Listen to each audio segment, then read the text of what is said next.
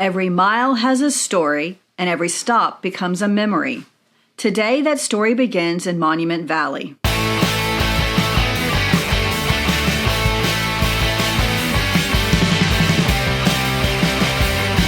We've driven thousands of miles across America, but today we're finally visiting a place I've dreamed about for years. Trust me, this one was worth the wait. Before we show you around Monument Valley, it's worth taking a minute to understand why this place is so special. This isn't just one of the most photographed landscapes in America.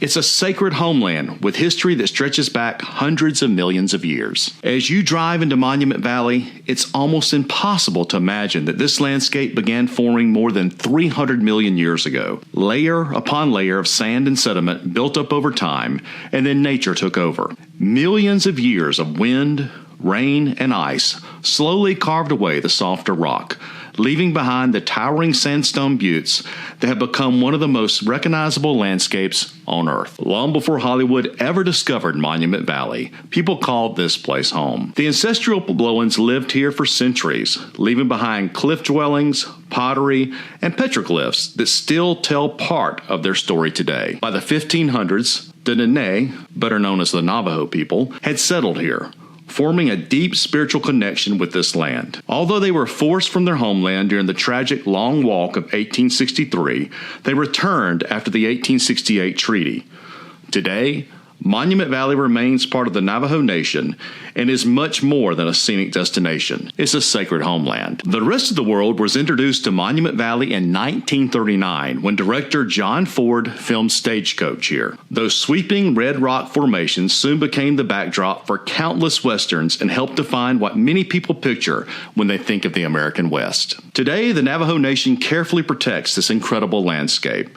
Many of the ancient remarkable places beyond the scenic drive can only be visited with a Navajo guide, allowing visitors to experience Monument Valley through the people who have called it home for generations. What do you think of the Monument Valley at beautiful. sunrise, isn't it? It's beautiful. I like the sun in the back of the rocks, the big three right there. The big three right there? Oh, yeah. Yep. Shut up, Carmi. Porter's taking pictures. Her skirt's flying up. Will you pull that down for her? Thank you.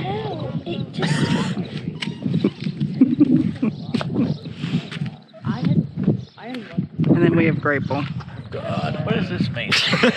It's about right.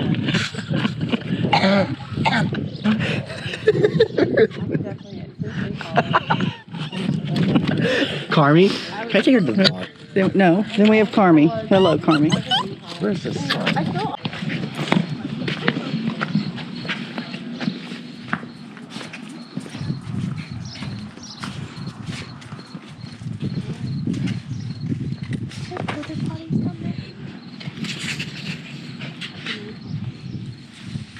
We highly recommend that you visit Monument Valley at sunrise. The sun coming up from behind the mittens is gorgeous and worth getting up early to see. In addition to our phones, we also brought 2 GoPro cameras and 2 DSLR cameras to capture these views. And as soon as the scenic drive opened, we set off on a tour of the area by car.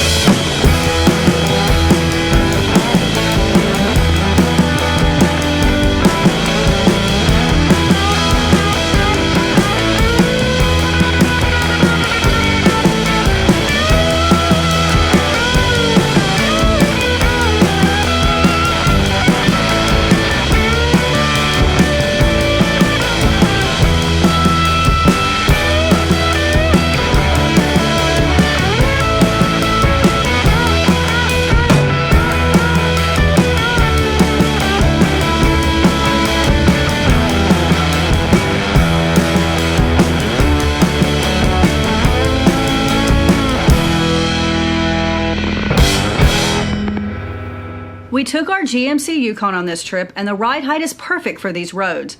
However, we do not have four-wheel drive and did not do the entire loop just to be on the safe side. We did see one vehicle that did not read the warning about clearance, and it sounded as if they were going to need to be towed out of the area. We stayed at the Goldings Lodge, which is extremely convenient to the park. We chose one of the cabins due to the size of our party, and they are dog friendly.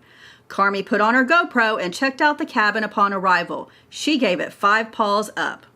We did not agree with the reviews that the restaurant had received previously and found the meal to be excellent. Just behind the lodge is the John Wayne cabin where John Wayne stayed while filming She Wore a Yellow Ribbon. Today, it's a preserved museum, offering a quick look at the Hollywood history that helped make Monument Valley an icon. We didn't have time to check it out, but we plan to be back. Next time on Miles and Memories. Come on, Porter. Porter. Yep, you can see you.